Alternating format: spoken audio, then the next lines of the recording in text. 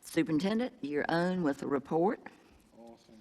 Well, thank you so much, all of our art that submitted, and of course our superintendent's choices. Those I really appreciate the heart. As you know, that's a continuing theme of the superintendent.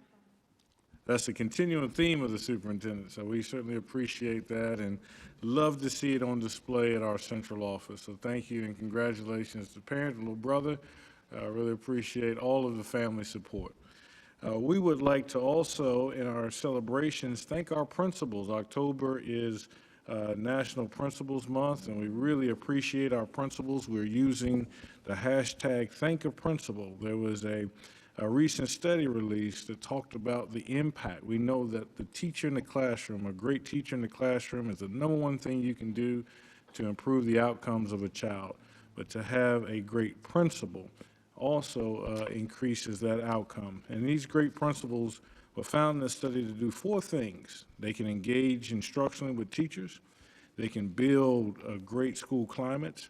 They will to facilitate productive collaboration in professional learning communities, and then they can manage personnel and resources strategically. So we're thankful for our principals and all of the hard work that they do. So we ask that in the month of October, you thank a principal for the work that they do at our schools.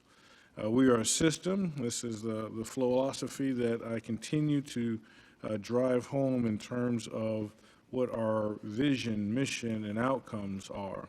Our vision that we love and we grow our students. Our mission that we're focused on academic, social, and emotional growth and development.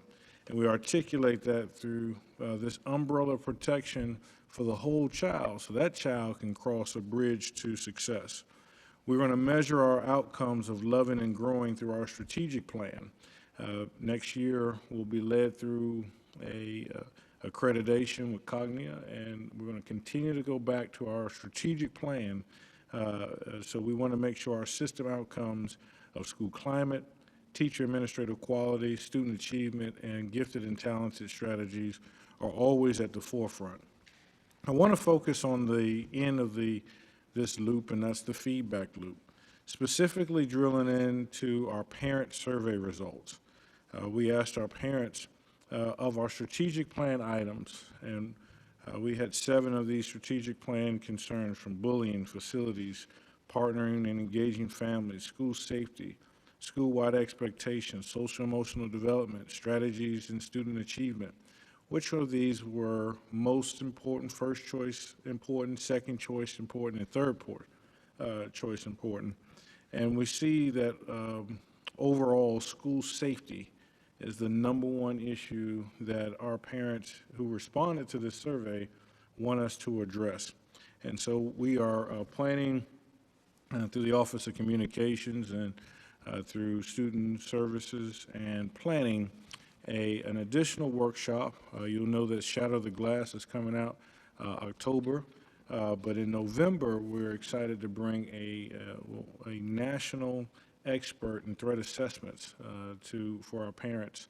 We'll talk a little bit about that with our parent advisory, but I wanted to focus on school safety. At the beginning of the year, especially with all of the concerns around Uvalde, we talked about how we secure the building from the outside. We talked about that multiple layers of school security, and we use communication, compartmentalization, and awareness. Tonight, I want to begin a discussion about safety on the inside. And we really have to talk about addressing student aggression in schools.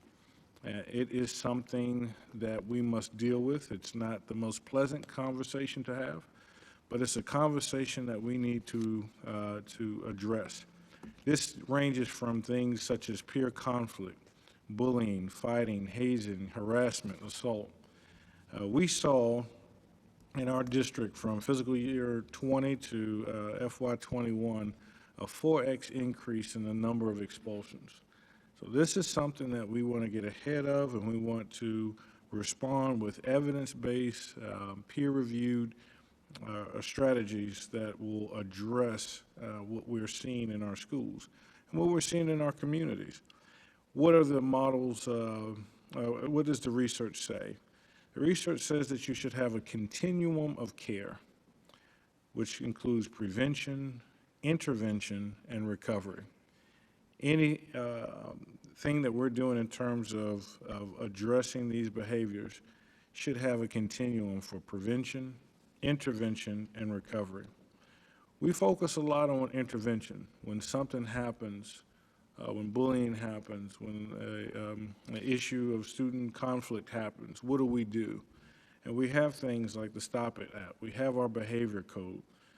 We have the Academy for Success, and we've invested in the NEST interventions. Again, we'll do an update on our threat assessments. What I would like our board to begin in our community is to begin a conversation around the rest of the continuum of prevention and recovery. And there's a need for us to really have a robust system-wide development. Research says that social-emotional learning is a prevention strategy that's evidence-based, peer-reviewed, and affirmed through meta-analysis to prevent student aggression and improve school culture and climate. This may be new because when people think about schools, they say schools are supposed to teach reading, writing, and arithmetic, nothing else. But talk to a teacher and see if they're able to teach the standards when there are disruptions, when there are issues that prevent them from getting to that information. We have to start to have conversations and a system-wide approach to how do you deal with these issues of peer conflict, of coping, of addressing this. I like the look at the model of the fireman. The fireman looks at how, when we build this building, they have fire codes to prevent the spread of fire. We want to use evidence-based strategies to have prevention strategies to prevent students from getting into situations where they need intervention. And then if it happens, how do we recover from that? Discipline doesn't necessarily, if it doesn't change the behavior, it's not effective. So we want to look at things like recovery or target services. For a child that has been bullied, what are we doing for that child? Who checks on that child? Who gives that parent some solace when they come back to school that things are going to be better, they're going to be addressed. And another program that I'm really excited to look at and to present is a Therapeutic Day Program. There are students from which even our Academy for Success, it's not the appropriate setting. We want to look at some research for those high-need students, those Tier 3 students that we can do to meet those needs. And so as our needs expand in our community, we must step to the challenge. So I want to ask Dr. Slatton, Dr. Angie Slatton, to come forth. She's done an amazing job of really working through this notion of the Therapeutic Day Program to show us how that would work if we held such a program in our district. Dr. Slatton? Yes, sir. Thank you, Chairwoman Hammond, Dr. Ross, board members, for letting me be here tonight to talk about other opportunities for the amazing students that I have the opportunity to serve every day in our district.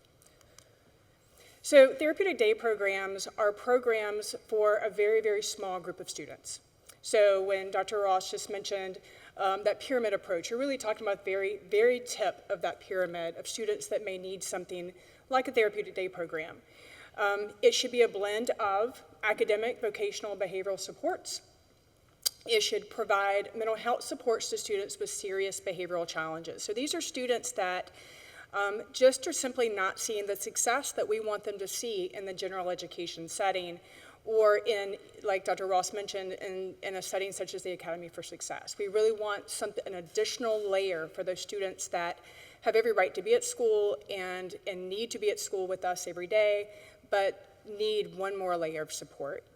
And it allows us to continue to make sure that we're meeting the obligations of special education under the IDEA. So that's, we're going to talk about the least restrictive environment. We don't want to send children home. We don't want to send them back into the neighborhood without supports throughout the day.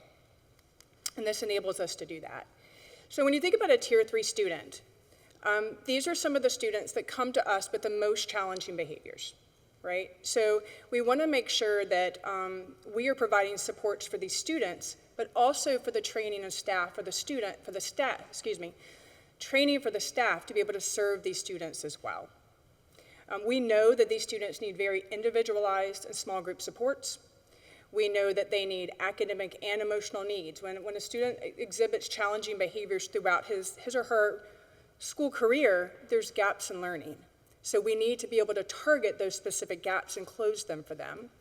And when we think about I feel like the next two bullets are contradictory. We need something that's flexible, but when I say flexible, that means it's individualized to that student, okay? So we need options to be able to meet the individual needs of that student, but we know that research tells us that they need high rates of positive enforcement, and they need very structured and predictable environments, okay? It needs to be the same every single day. The language that's used with the staff should also be used with the students, and it's used daily. There's daily opportunities for the staff to debrief and plan and prepare for the next day. It's very structured, it's very clear as to what routine this child's gonna have for everyone involved in supporting the student. In the conversations that we've had around Therapeutic Day programs, we suspect there would be somewhere around 15 students in the district that could really benefit from something like this program. We would be looking for students that have a diagnosed mental health disorder. It would be students who have already qualified for special education programming, but may need more than what we're offering currently in the general education or in the special education setting. We would want to make sure that we had academics, counseling, and vocational programming throughout their day, every single day. We would want to make sure that the program is in a space separate from the general population. A lot of times it's easy to walk down the hallway and be re-engaged with the student that maybe you were having trouble with before. So having that in a separate location gives that opportunity to kind of contain the students in the supports that they need. As mentioned earlier, we want to make sure that they have common practices and language. I had an opportunity to visit a Therapeutic Day program several years ago in Pennsylvania, and I was able to stand in the hallway and I could hear the classes start, and the instruction for every single class was exactly the same. The language was the same, the expectations was the same, and it's a routine that you can establish with a very small group of students that's hard to do in a full size, full building of 750 students, for example. So that common practice and language is incredibly important for this program. And the expectations of all students, right? We would want them to behave, and we would want them to build their skill set to generalize it back into the school setting. The ratio for a program like this would be very small. We'd be looking at one teacher, one parapro, and potentially to around 3 students. Very specific training for the staff, both for the teacher and for the parapro that would be supporting the student. And we do want them to be served during the traditional school day. We want them at school like everybody else. We envision this serving students that are working toward a diploma path, students that are working towards the high school credential path, and possibly those that are a certificate student that are working towards a certificate of attendance. One of the things that I believe to be incredibly important for a program like this is the partnerships. So we would be looking to ensure that students that are high school age we're partnering with South Carolina Vocational Rehabilitation, which we do regularly already, but we would want to make sure all of these students are involved with them. We would want to be partnering with the Department of Mental Health, possibly DDSN, which is the Department of Disabilities and Special Needs, but really making sure that when they cross that stage, when they leave us, that they're leaving with a plan and also with supports. And those are the agencies that would be able to support them once they left us. We would really encourage family counseling along with individual counseling as a part of this program. Similar to what you've seen with the NEST, we would be looking to have entry and exit criteria that are very specific. It's not just Johnny's having a bad day, he needs to come over to the Therapeutic Day program. We would be looking for very structured expectations and rubrics to be able to place a student in a program like this. Ultimately, the goal, like all students, is to go back to their home school and their gen ed setting. We want to work to build the skill and then generalize those skills so that they can transition back into their home school and their home classrooms. And then another dream that I have of a program like this would be to partner with others beyond the agencies? How could we partner with our local universities? How could we partner with the local hospital systems? Every nurse, for example, is going to come across someone with mental health concerns or challenges in their world of being a nurse. So as they're being trained in that field, how could we partner in a program like this to build capacity across the community? Okay? And I know that was brief, but I will be happy to answer any questions that you might have. I have some. Okay, Ms. Moore. Thank you for coming out and presenting this with us. So a couple of questions that I have just right off the bat is that I see one is for the goal of all students to return to the home school. So I'm assuming by reading that line that we then are not offering this program in every middle and high school. We are housing these students in an off-site location. We haven't defined where that location may be yet, but it would be in one central location. I don't think we could realistically staff, and really, for a program like this, we really only have on an average 10 to 15 students that we could identify as needing something this structured. Right, which leads me to my second question, which is when we're talking about the entry and exit criteria, what does this look like for a school year? So if we have kids coming in and we have kids leaving us, are we having them for a set amount of times if we're not anticipating having them for the whole year? Like, is it kind of an open door where kids are constantly coming in? Because I would think that then that would offset the program that you're trying with them having the same thing every day. So I'm just trying to understand that a little bit better. Sure. I'm going to give you the special ed answer. Sure. It depends. It depends on the student. It depends on their needs. So what we would be doing is when they come in through that entry criteria, we would be establishing goals with that child, with their family, and it could be academic goals, it could be behavioral goals, and it could be goals through counseling. Yeah. Definitely goals through vocational supports as well. And so as they're working through meeting those goals, that's how we would determine if they needed to be with us for the year, if they need to be with us for 2 years.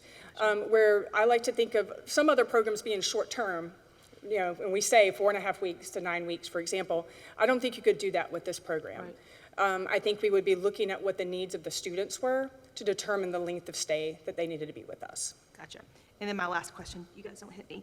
My last question is when it comes to the hiring of the teacher, with the extra certificates and credentials that they will need and the continuous training that you were referring to, would this teacher then be like from a human resources standpoint, would this teacher be classified as all of the other teachers, or would this be, I mean, would they get paid more? Like, how does that look when it comes, and especially if you have less kids and it's, you know, it's constantly evolving. I'm just trying to understand from a budget standpoint how that all fits into. So they would have to be special education certified, and there's multiple areas of certification in special ed. One of the things that in future conversations we could talk about is the idea of something what's called a Bcba. It's a board certified behavioral analyst, and those are folks that are trained specifically in behavior and in challenging behavior. Yeah. That is someone we would love to have at the table in conversation and leadership or through the training. So the teachers would all have to be special education certified. And then what we would be doing is building that capacity internally through training that we could offer. But really, it's the key is that they're trained together in common expectations and common routines, and then also building within their day opportunities for them to reflect and plan for the next day. It takes the full team consistently, daily, with the same expectations and routines to make it successful. So I don't think it's so much the certification as them having to, of course, be special education certified, but it really comes with the personalities of the team that's selected, and then making sure that the training is consistent and that the supports are there for all involved. I just want to make one clarification too. We won't ask for approval of any of this until the budget cycle, but we wanted to start this, so we're going to collect a lot of that feedback about, you know, what class we would do, what certifications. So when I told Dr. Slatton, this will be the introduction of many presentations about therapeutic. We will take this to our parents' advisory tomorrow to get their input, and so we will keep including that over the course of the year. but a great point, because when you look at ratio, the 3 students that this teacher's dealing with has so many needs than a class of 20 students. Would you agree with that? Agreed. Ms. Huddle. 2 questions. One is, We'll go down the line. and the second question part may help, so I'll actually reverse them. Can you actually give some examples of the type of mental health situations that a child, why they would need this? And then my second question, and I'll ask them together, is how is this different from the NEST and from the Academy for Success? Sure. I mean, any disability related to mental health disorders, anything that you can imagine in the DSM, you could see in a school setting. Whether that is bipolar disorders, oppositional defiant disorder, schizophrenia, all of those things are present in our community and so are therefore present in our schools as well. So that's a quick answer, but it could be any and all. And then, tell me your second question again.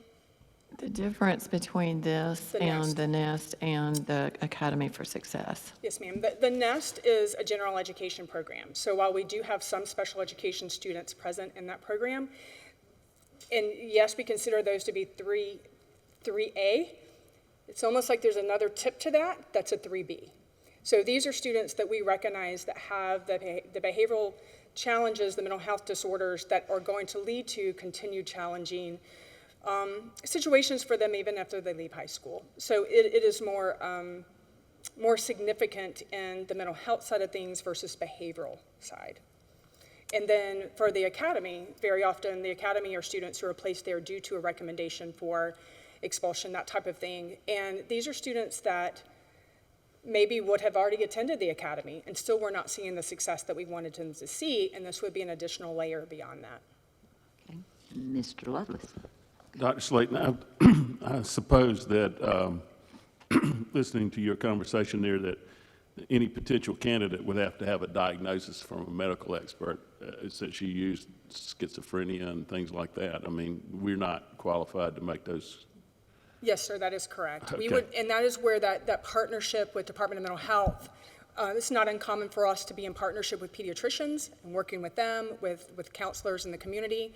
We do all of those things on a regular basis. And the second thing, I know this is probably early on, but from Dr. Ross's statement, but counting, it looked like there were about 3 FTEs per student, and you might get 5 students. That's 15 FTEs that we'd have to have extra. Is there any, or maybe even more than that, is there any federal funding for something like this, like in Title IX or Title I schools or anything like that? We do have federal money through the IDEA, which is our special education law. And I would defer to our finance people for that. I will tell you that a large portion of that budget currently is encumbered with salaries. I think it's about 90%, but that's not an exact quote. But the majority of the funds for that budget go directly towards staffing already. Okay, thank you. Ms. Gardner. Would you see this program as helping to relieve some of the strain on each of the schools, or maybe even be able to redirect some of our teachers to this area, or would the schools still have their own programs and this is just an extra layer? This would be an additional layer. So this would not take away from any of the programming. As you all know, we have special education in every single building. Right at 14% of our student population are identified under the IDEA. So that would not change any of the program we currently have. It would be an additional layer to support these students with their greatest needs. Ms. Blackburn-Hines. I know that you, Ms. Huddle asked a question that I think that is a good one, comparing this to the NEST and the differences between the students in the NEST and in this program. But I guess my question kind of relates to how are you going to identify the students that are going to participate in this program? I see that you said about approximately 15 students would be in this program. I mean, are they going to be pulled from the nest if they're eligible, or are they going to come from the schools that don't have the nest? So it's like a very similar program, but not at Irmo High School, but for the other high schools? It Does could that be. make sense? It could be. And these are students that could have attempted to go into the nest and that not been the right placement for them either. It still may be too big, with too many variables within that program. So yes, I see it being students that would be coming from across the district into one location. Right, and it seems like 15 seems like a low number for some, I mean, for an entire district of 17,000 students. 15 seems like a low number for this, so is this like a pilot initiative? I guess, I mean, Dr. Ross said this, I mean, the ratio between student-teacher ratio is super low, and that is a fantastic opportunity. I would think that any parent that has a child that is, that could utilize these services would want to be considered. Right. So, I mean, I guess that's why I'm asking about how we are identifying that. Again, there would be a very specific rubric for entry criteria. But we would really be looking for students who have attempted the nest and it's not been successful, have attempted Academy for Success, have not been successful, have attempted a partial day, and that has not been the right answer for that student as well. So we're really looking for an additional layer for all the services and supports that we have and you have put in place already. It truly is, for something like a Therapeutic Day Program, what we're talking about is a very small handful of students. Okay. And I guess what I would want it to know, if I know this is one of many, so I know that you're still kind of building this, is how much this would cost, and even though it's a very small student, like what that cost of expansion would be, because I would think that it would be a very popular program. And so just to know what that looks like would be important, because that's adding a lot, I mean, a lot of FTEs. In my opinion. So it would be somewhere around 2 staff members, a teacher and a para-pro. So 2 staff members for around 3 students, give or take. And that is what we would recommend. It may not be what we ultimately land with. I can tell you that when we have run budget proposals before, and I always said it was the Cadillac, the Hyundai, or the Pinto version, it is around, the last time we ran numbers was about 3 years ago, and I think it was right around $750,000 for the year at that time, for this number of students. We have not run numbers this year And yet. that was just in salary, or was that also in space and materials and certifications? That was just salaries, if I remember Okay. correctly. Sorry, I swallowed wrong. Ms. Huddle. What's happening now for the children that would most likely to go into this program? Can you describe what the impact is now by not having this program? What's the impact on the child? What's the impact on the existing teacher?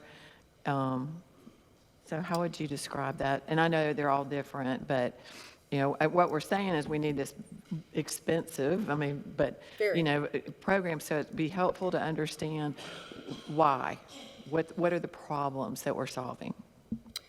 I think that there are still some students that, while we can provide programming for them, it's not, to be careful, because we're providing FAPE, which is a free appropriate public education. And so we're making reasonable progress with these students, but we still see that if they had another layer of support, could we really implement change that's lifelong and changing for them? It's hard to talk about the details without going into individual students and the challenges that they face. So, but we're providing the supports now, but we know if we had this extra layer of support that we really would be meeting their needs in a way that we currently can't now. Jan, I have one more question. You certainly may.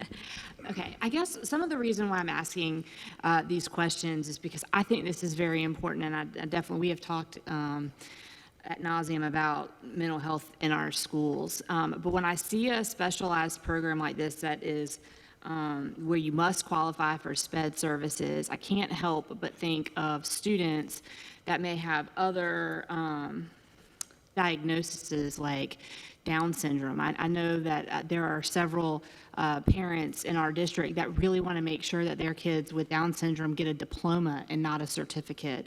And as they get older into middle school and high school, that becomes a little bit harder because they need that, small, close, the ratio between a teacher and a teacher's assistant and things like that. So and because we have programs like the NEST and because we have been putting, I don't at all want to come across like there's one's more important than the other, but I hear those questions, like how would that play into other students that receive SPED services, and that justification. Does that make sense? I think so. I think that we, again, in special education, we look at every child individually. And for example, if a student is working towards a high school diploma, then typically they're going to be in that general education setting with their peers, working towards those rigorous standards as all students are. And this is why this is unique for a very small group of students. These are students that we're really looking at the safety for them and for the students around them and for the staff around them. They just simply struggle, not simply, I'll give an example. I had a student tell me one time, it's all I can do to get through the day. So when you think about the challenges of just getting through the day and also working on algebra and also working towards an EOC and also dressing out for PE, we just have some students that that's just too much for. And so a program like this would enable them to have the supports that they need to not just get through the day, but get through the day successfully in reaching the goals that these children need. So we will continue to have a spectrum of services for all students in the district, and meet the needs of, and hopefully meet the needs of every single child. This is unique in that the needs of this small group of students is so specific that they need that specialized support in a very small setting. Is that good? Any other questions? Can I just one, before we take that, when we talk about that both and, because I think that's important, for that parent who's listening and say, well, my child may have challenges but not a behavior issue. Where are those? And I think if we expand that spectrum of services, talk about these different pathways and certificates that we're giving, the work that you're doing with search and things of that nature that we offer as well. It's not a part of Therapeutic Day, but it is Correct. a part of the spectrum. And The transition services? transition services. Oh goodness, you guys want me here all night. We'll just touch on it, but yeah. I think one of the things we do owe this board is to show how that entire spectrum goes. We've been talking more on Tier 3, Tier 3A, Tier 3B, which means these are the highest of the high Right. cases. But when we talk about that entire spectrum, being able to meet that particular need, we want to have some more robust services. And actually, we're talking about one night tonight with the senior internship. So I was just wanted to share with the designations on the diplomas now. Sure. So we have a traditional high school diploma in the state of South Carolina, and then we also have the South Carolina High School Credential, which just last year's class was the first graduating class with the credential. I was just talking to Mr. Prigge in the hallway right before we got here about one of the things that we are doing with the credential is it's very similar to a diploma, but it's not. They're required to have 24 credits of graduation and 24 credits of academic coursework, 250 hours of employment experience, and they have to create a portfolio before they exit. But along with that, we have felt it's incredibly important for them to leave with industry-recognized credentials as well. So we have written grants in the past and actually have been working on that today to ensure that we have students the opportunity to earn industry-recognized credentials such as OSHA 10, ServSafe, basic life support or CPR, and the other thing that we do with some of our special needs students is work with them to get their driving permit.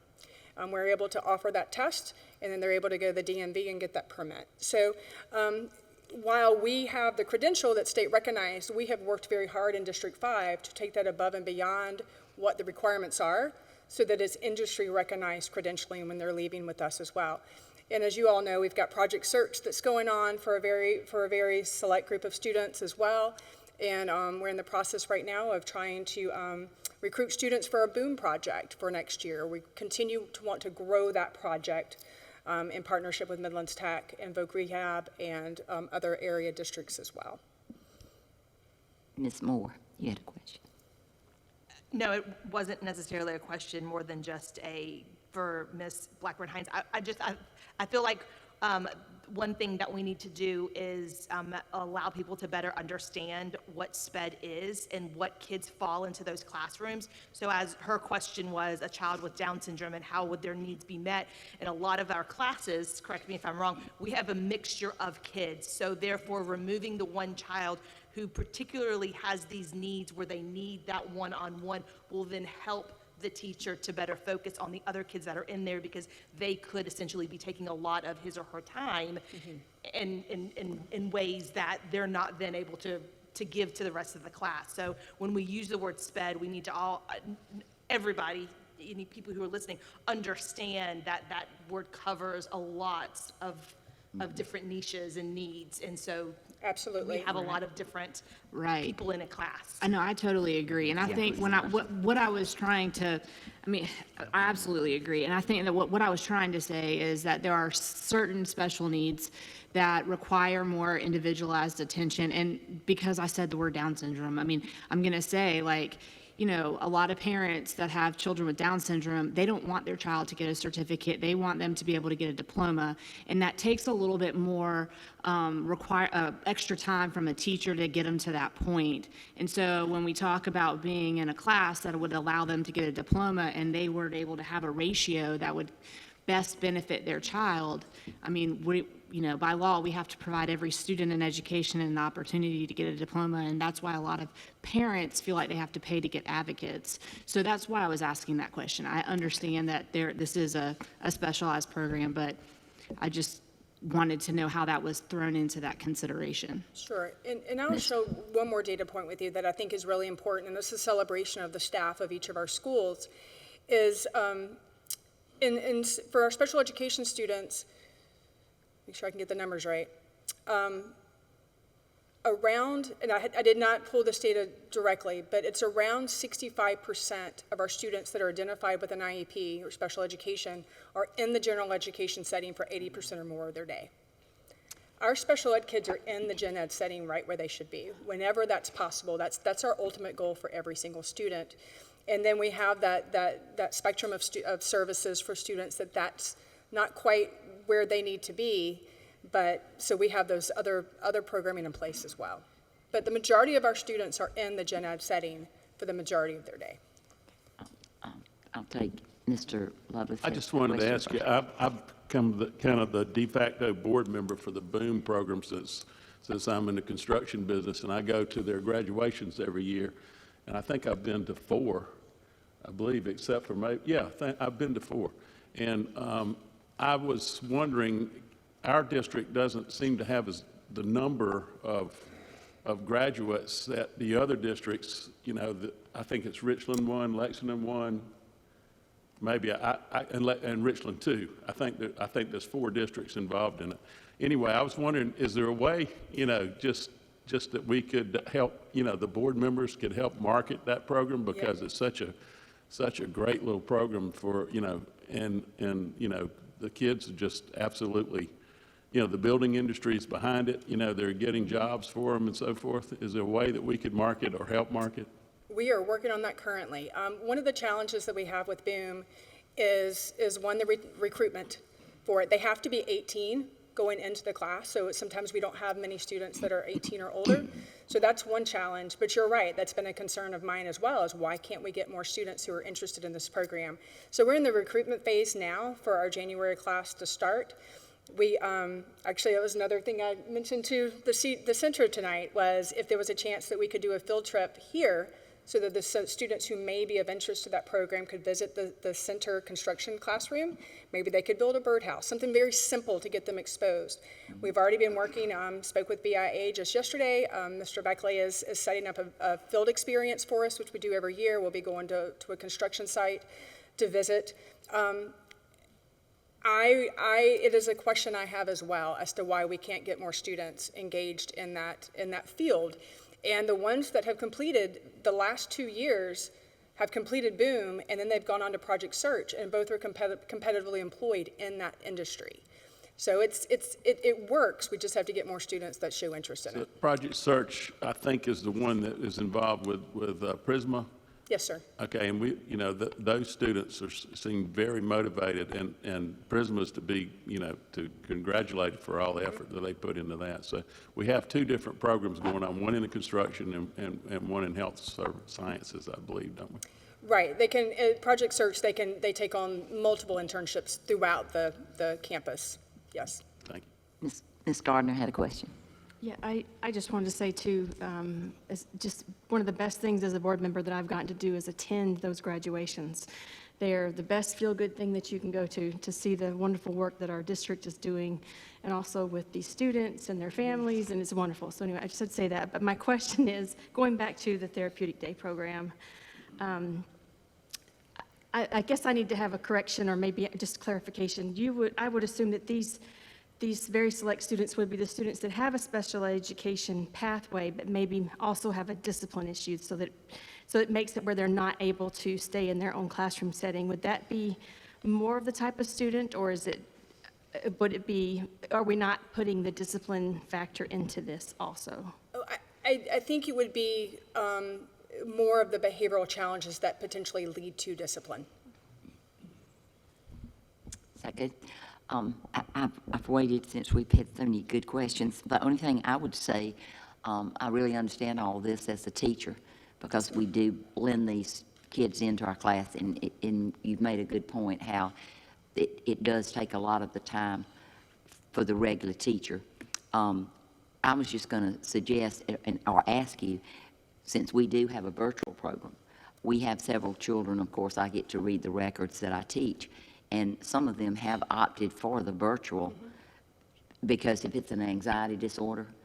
So I didn't know whether I'd rather them be in this program. But I was just saying for parents to hear me, that there are sometimes these kids that have some of these disorders do better with virtual. And I just want to sort of pat this district on the back that we have that. We still have that opportunity. It has nothing to do with COVID, but the fact that we realize there are kids that thrive in the virtual, and that's another place for some of these certain disorders. Absolutely, yes, ma'am. So I just wanted to, I assume we have some that's where we sort of direct We them. do. Well, thank you. And I'm glad that there was a lot of discussion and question. This is very important. The only thing that makes me sad is we can't, reach more of them because it's so important. So thank you, Dr. Ross, and for that presentation. And we have, this sounds exciting, Shop Local campaign. Well, thank you so much, Dr. Slatton, for the very great, a great job answering all those questions. We'll bring more of this back. I think one of the pieces that Dr. Harris, Dr. Slatton, and I were talking about was that crossover, the Bcba. And I think, Ms. Huddle, we were talking about a parent who came to you who had these experiences with her child in another state. And it's just one of those, it's amazing to see someone who specializes in addressing behaviors and how you can find the antecedents to the behavior. So before they're acting out, what's going on? They actually chart that down, and you can figure out, okay, before this child acts out in class, they're always tapping, or talking here. There's a behavior, and so they address that first, which prevents the behavior from happening. So we're excited about exploring all of these things along that continuum of prevention, intervention and recovery. I asked our staff who wanted the lower class sizes, and everybody raised their hands, and they said, I want lower class sizes. I said, well, how do we lower class sizes? It said, you, Dr. Ross, you have to sit on the board. So I said, well, we do it with FTEs, full-time equivalents, and where do FTEs come from? And so 6% of our budget is federal. 51% of our budget is state, but 43% of our budget, it's a local allocation that comes from a millage. A millage is a tax on real estate and other property. Now, we have two types of millages. We have the operational millage and we have the debt service millage. Operation pays for staff, debt service pays for stuff. That's how I remember it. But a lot of people live on that pre-Act 88 philosophy, and they still believe that rooftops, that houses, that primary residents pay taxes into the operations of schools. When I arrived in School District 5 at that time, the competitive advantage of School District 5 was that it had the lowest class sizes, highest pay, because of the rooftops, the houses in our community that were paying for teachers to lower class sizes. Well, these houses, these 4% houses, all of the subdivisions here, they do not provide teachers. They do not provide staff. They do not provide operations because of Act 388. And so all of that burden now falls on the business. It falls on the business to lower our class sizes, the businesses to provide our staff for a Therapeutic Day Program. The businesses will have to do that. And so the way it works is because these FTEs depend on the economic health of our businesses, we have to be very in tune to the businesses within our community. As their sales goes up, their value goes up. So our millage rate, our tax on them goes up. We get more funds. But if their sales go down, then the value of that businesses also goes down, and we lose funding. We lose the ability to lower those class sizes. We heard on August 31st from Frank Rainwater, the Executive Director of the South Carolina Revenue and Fiscal Affairs Office, giving an outlook of what does next year's state revenue look like. And if we track this back from fiscal year 2005 all the way out to our expected growth for next year, you see that that tall bar, that was last year's state revenue. We do not expect to receive that next year. So again, if our businesses do well, we do well. But if they do not receive the revenue value, then maintaining these services becomes a challenge. Lowering those class sizes become a challenge. I was talking with our staff, and I said, there's a subdivision adding 400 additional houses. They will bring maybe 200 additional children. Not one teacher will be brought by any of those taxes. So we have to do something in our community to strengthen the small businesses, the businesses within our area. And I would ask us to consider two definitions, price and cost. So, Madam Chair, members of the board, price is the money that we pay for goods and services, but the cost is that total expense incurred.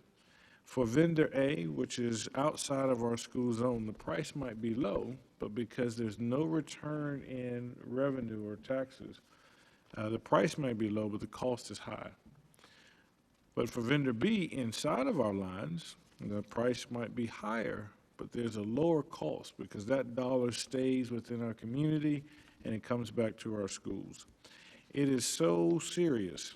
I looked at I asked Dr. Holden to, let's draw a map around our line and just see how this works. And we looked at the Costco right there, Pawnee Woods, and the shaded area is School District 5 zone. The unshaded area is a district I'm not going to talk about that's next door to us. Well, all of the sales of that Costco goes to support that other district, even though it's right next to our district. So this is how important it is to support our local businesses. And, I don't know, we must make late to a meeting, but they carved that right outside of us. So we want to identify all of our businesses inside the zone. So working with, we asked a meeting between our executive, our cabinet, and the presidents of the Irmo and Chapin Chambers of Commerce to come meet with us. In our procurement code for items that are under $10,000, they're not subject to multiple bids. And so we wanted to establish a catalog with our chambers, the Irmo Chamber and the Chapin Chamber, to look at all the goods and services that we could provide, that we can purchase as a school district. And we want to thank Communications and Courtney Morbido for our Shop Local logo. Here it shows the birds of Piney Woods and the oaks of Seven Oaks. And so from Seven Oaks to Piney Woods, all districts and colors of the school are represented.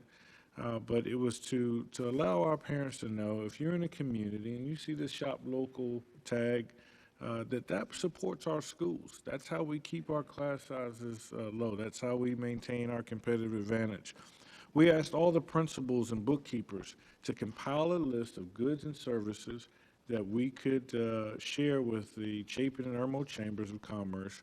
We would go to their website, and they would have a website link for us with the Shop Local goods and services. We would ask our bookkeepers to look here first. When we look in terms of the economic impact just in last year, we estimate about $7.7 million of goods and services would qualify for this Shop Local campaign. So, Ms. Paul, if you want to kind of share kind of how we are discussing this rollout and how this would meet with our procurement policy. Yes, sir, of course. So what we did here is, as he mentioned before, our procurement code says that anything under $10,000, it just needs to be fair and reasonable. So of course, we do still want our bookkeepers and principals to look at pricing and things like that. We're certainly not asking them to go out and just buy local and spend, twice or three times as much. But we do think fair and reasonable to them. If they can shop local, we would absolutely support that. From the 7.7 million that we found, about 4.5 of that was true vendor transactions under $10,000. So we looked in our financials from the prior year, and then we also looked at purchasing card transactions. So our limit with purchasing cards is $2,500 and under. So I couldn't identify necessarily every vendor that we've had with purchasing cards, just because in our system it says our bank. So we added those together. So we estimate roughly 7.7 in the previous year that could have potentially, gone to a local source. So, those are kind of the gamut of supplies and services and things like that. But those are any transaction that was under $10,000. Yes, sir. So we feel that there are a lot of places that we can direct this 7.7 million. I think by having a campaign that is supported by our community, our board, that other goods and services that are not procured or purchased by the school district, it would show parents other places that they could shop to support our schools. So we want to, this is the first of multiple presentations to the board, so you'll get more details. Our goal is to gather feedback from our advisories and then have a rollout for Small Business Saturday, which is November the 26th, to kick off the Shop Local campaign. So, Great. That's great. I like that. Shop local. I've always believed in that. Miss Blackburn-Hines, I know she's got something to say about I just have a question that may be just semantics, but I see on here that you said that we're going to establish a catalog of goods and services, and then also I see that principals and bookkeepers are compiling a list, and the words catalog and a list of businesses mean different things to small businesses. So I know that some small businesses may see that like, like the Sears and Roebuck catalog that had the prices of every promotional material that somebody offers. And I would think that small businesses want to remain competitive, so they would want to be part of a list that says that they offer the services, but they wouldn't want to be part of something that would identify pricing. So I just didn't know if, because I work with small businesses, it's something that popped out at me. So I would think that our chamber partners were probably thinking similarly. Oh, we have no objection to. So it would just be a list. Just a list, Not right. like a catalog. Correct. I think the word catalog makes it seem like there would be a specified price list. Correct. And our biggest piece is to make sure that we know when we go to those chamber websites, that our bookkeepers, if I need, I think one was very unique of things that we just didn't know, like reupholstering services. And know that there's a few vendors right here in our community Yeah. that could, to do that. So that list would let us know, here are the goods and services. That are offered by That are offered Irmo by- or Chapin businesses. Amen. Yeah. Great. I want to look at it from the supply side, though. I'm sorry. Mr. Lively. Okay. I was going to say something for, Oh, I'm sorry, go ahead. from what they just said. I think that that's good advice, because you do work with small businesses, and that's what makes boards good. We have got different expertise, and I really think this is exciting for I just know for business owners. And then I just wanted to say, to your point of how that Act 388 really did impact businesses and not the new homes. So I think that's something, I appreciate you bringing it to our. And our business community wants to be involved with the district. So I Yep. think that this could be fantastic, especially. It's a great with idea. Irmo.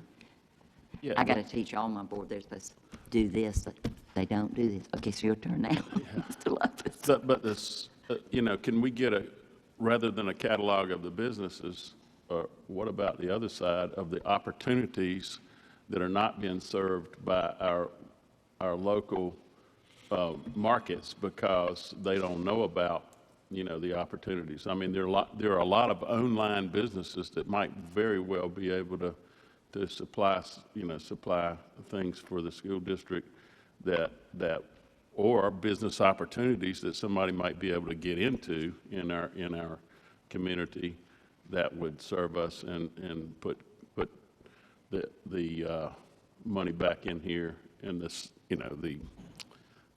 that way we can look at the supply side rather than the other side. And to full disclosure to the process, we've asked the principals and bookkeepers for 2 lists, goods and services that they currently receive from local vendors and ones that they need. And so that's kind of where, so that you can look at those opportunities that, wow, I didn't even know that this was something that we need. So I think our notion too, there's an ease in online sales and boxes that arrive to our doorstep, but there's also a cost to that. Yeah. And by looking local to support our businesses, that supports our schools and allows us to keep our vision to love and grow, and that's our D5 story. So, Madam Chair, that concludes the superintendent's report. Thank you. Before I move forward, anything on the superintendent's report? Everybody, Ms. Huddle? I would like to go back for just a minute to the, I can't remember what you talked at recovery. And just, I guess, ask that maybe in a future board meeting, we can talk about that more. I think other board members probably do too, but probably the most disturbing emails and phone calls I get are parents of a child that was bullied, and they feel like they never find out what happened. They're scared to send their child back to school. And so I would just, now is not the time, but just ask that maybe we focus on what are we going to do there? Because I know FERPA means you can't tell them a lot, but what can we do so that those parents understand what's happening and that they feel safe with putting their child back in school? And we will, under target services, kind of outline that, and Dr. Harris is preparing that. I will also share with you that I think we need to restructure how we set up in student services so that we can get to these target services, the prevention and recovery. So we'll make a recommendation to put that on the next board meeting. Thank you. And so we now will be, thank you, Dr. Ross. All of that was important, and I appreciate the board's questions and your answers and his staff.